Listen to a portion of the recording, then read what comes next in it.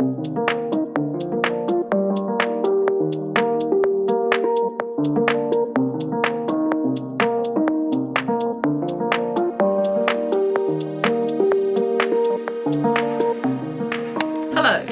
a very sheepish hello from me, who has been gone for, I'm pretty sure, over a year. It's been such a long time that looking at myself in a camera feels uncomfortable, talking to a camera feels uncomfortable, and this is something that took me a while to get over when I first started filming, so bear with me. But yes, after a year, maybe longer, we are back. So the biggest question that you might have is, are we still in the house? Did the house get done? Etc, etc. Yes, we're still in the house. Yes, the house got done. I just stopped editing. I was working, we were doing the house, there was a lot going on, you know, behind the scenes, and it just wasn't something that I felt like doing or I felt like I could do. But yes, in the background we were still working on the house, I was still filming us working on the house, and so we do have all of that footage. I think I just left it so long that at one point I thought, you know, people won't be interested anymore, or so much time has gone that I won't be able to put these old clips in and create a cohesive story or something to share. But over time I realized how much I missed this, and you guys were also interested. We keep getting messages, you know, where are we? What's gone on? What are we doing? Are we ever going to upload again? And so I just thought, just get it done. Just ignore the millions of reasons why you don't think it'll be good enough or you don't think you should do it again, and just get it done. So I'm getting it done. When we first pulled up to view this house, I very distinctly remembering the kitchen being the biggest reason why I didn't think I wanted to put an offer on it. It was dark, it was dingy, it was red, there was no light coming in because it had back doors to a kind of outbuilding, and despite it being south-facing, there was just no light in the kitchen. It was freezing. It took a step down from the lounge dining room and it was basically flat onto concrete. So yeah, it was absolutely freezing, it was absolutely tiny, and I just hated everything about it. Now, as I've said a million times before, I love to cook. It's where I spend the most of my time. I like to entertain. I like to have people over. I love experimenting with food.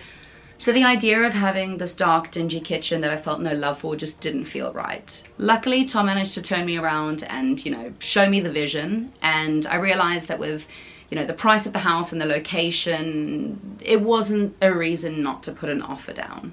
And so we did. And the house got accepted and we ended up with the house, and that's how this whole thing started. So I'm glad I got talked into it because I'm very happy with the finished product. Now we get the house and we move into the house and we start, you know, renovating the house, and we realize firstly our budget's tight, but secondly compromises have to be made. And the one prerequisite I had with buying a house in London was that we did a loft conversion. I knew it added value. These little Victorians are very small, and I know that we need the space. And so when push came to shove, we had to decide a loft conversion or a kitchen extension. Our house is very narrow, and when we started looking at all the various kitchen extension options, we realized that it really wouldn't be worth it. If our house was slightly wider, like a lot of bigger Victorians are, we probably could have made it work and could have made it into a really beautiful space, but it just wasn't worth it. So we went with the loft conversion, kept the kitchen the current size, and so it meant being pretty creative in the way that we approached the kitchen. So the kitchen was a dead room for many, many months of the renovation. It was one of the last rooms we tackled, and it was just a dumping ground, somewhere to make a cup of tea and maybe the odd pot noodle when we were there. But as the months went on, it came closer to moving in and I realized something had to be done. So we painted the room white. We tried to brighten up the space. We got a second-hand fridge and freezer and washing machine and dryer and microwave and all of those bits that you need kind of just to get by. And then we moved in, and the kitchen was still terrible, but we made it work. There was a horrid draft. It was absolutely freezing. It even completely flooded at one point. Like I said, there was a step down from the lounge dining room into the kitchen. So yeah, when our area flooded, the kitchen flooded. It was pretty brutal, but eventually it was time to start on the kitchen. And so that's when it began. We packed up the kitchen, removed all the shelves and appliances and everything that was left in there to make it a clear space, and we set up a pretty questionable kitchen in the lounge. So this is what we're currently dealing with. We've moved our fridge into here, and this is our prep station. All of the countertops are still actually attached to the walls in the kitchen. I don't know if you can see just over there, but we're actually just using it to hold tools while we work in there, which is super useful. but it does mean that we don't have much prep space, but we're making it work. Got plaster in the way, but no worries, there is a walkway. And then here is my little cook station. So all of the cooking utensils or cooking equipment that we have available is one microwave, one air fryer, and one toaster. But I'm confident we'll be able to make some great meals with this.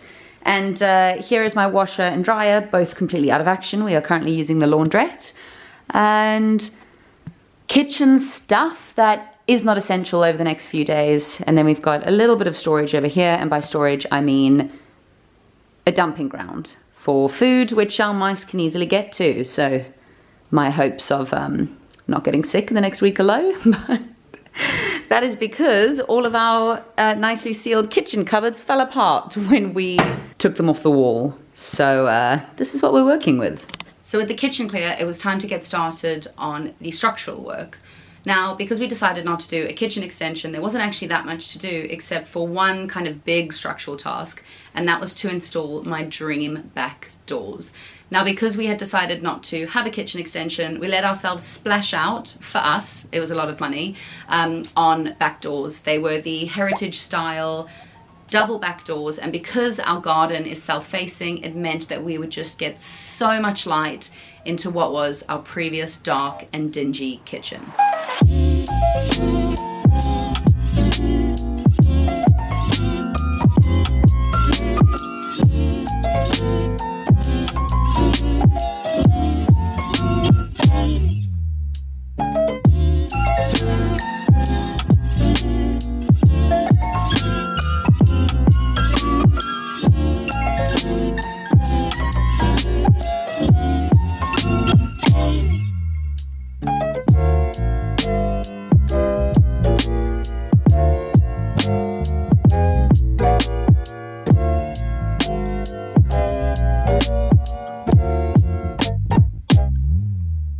So the lintel was then in, and that's what would support the back doors, but the back doors hadn't yet been delivered, and so we got cracking on leveling the floor. Now, I mentioned the floor was lower than the lounge and the dining room, but it was also at a pretty serious angle. We learned that the hard way when the kitchen flooded and there was like this much water on one side and this much water on the other. Kind of a giveaway that our house was wonky. While Tom and Martin were heightening and leveling the floor, I had to start thinking about the layout of our kitchen because the next step was installing the gas and electrics. It was such a small space and we hadn't done an extension, and so we kind of just had 2.5 meter sides to fit everything in. As I said, we love our food, we love to cook, we have a lot of stuff. But once the general layout was decided upon, Tom was able to start chipping away at the wall where the electrics would go. Previously in the kitchen, it just had like these plastic covers and then a plug socket. Nothing was embedded into the wall. I know it's probably cheaper and easier, but we wanted, you know, the perfect finish. So then the floor was level, the concrete had dried, we knew where our electrics were going, and our back doors had finally been delivered. It was now time to put them into place, and that meant removing bricks from the outside of our house until it met the new width of the double doors. Now, this bit was definitely one of the most nerve-wracking parts of the renovation. I just truly felt like at any point removing those bricks was going to remove the support and the house was going to come tumbling down, and that would include the brand new loft renovation that had just been completed. Now, this is an example, and there are many examples, of me just needing to trust the process. Tom and Martin know what they're doing, and those back doors got put in, the house did not fall down, and finally I had those beautiful back doors and that beautiful light streaming into the kitchen. This was such a high point of the renovation. So next came changing the windows. We had just cleaned and restored windows wherever possible, but I believe there were 2 windows in the house that were just beyond repair. They had to be replaced, and the kitchen was one of them. We then started adding the insulation and the chipboard and everything to get the floor ready, and then it was finalizing and ordering the kitchen. Now, I'm 100% sure that the kitchen was the most expensive part of the entire renovation, like the biggest single expense. And so we wanted to get this right. We decided to go with DIY kitchens. It was comparatively a lot cheaper and what I heard a lot better quality, but it is really DIY kitchens. You do everything yourself. So deciding on things was super stressful. Committing to things was really stressful. Trying to work out whether we got our measurements right and our width and everything in place correct was super stressful, but eventually we just pressed pay. Now, when we do the reveal, there were definitely some things that we did wrong, and that's okay. It was our first time and nothing is, you know, irreparable. Luckily everything works, the electrics work, the water runs, and it's a pretty good space to cook in, so it's not the end of the world. But yeah, we made some stupid mistakes anyway. And then yeah, the kitchen came. Our carpenter spent the next week or so installing everything. We then had to wait a couple of weeks for the worktops to be installed. And then all that was left was our final bits, installing shelves, kitting out the kitchen, finishing the floor.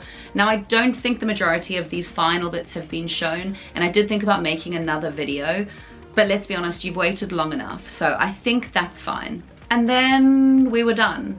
I mean, we're 98% done. I feel like everything is always going to be 98% done, but I am really happy with the way the kitchen turned out. As I've already said, it's such an easy space to cook in. I think the layout makes sense. The light from the back doors is absolutely phenomenal. We've been able to entertain multiple times, and just that flow between the dining room where you're eating and the kitchen where you're cooking and the garden where you're sitting, I love it so much. So yeah, that's kind of the backstory of how we got to where we are. And I guess now it's just time to show you our kitchen.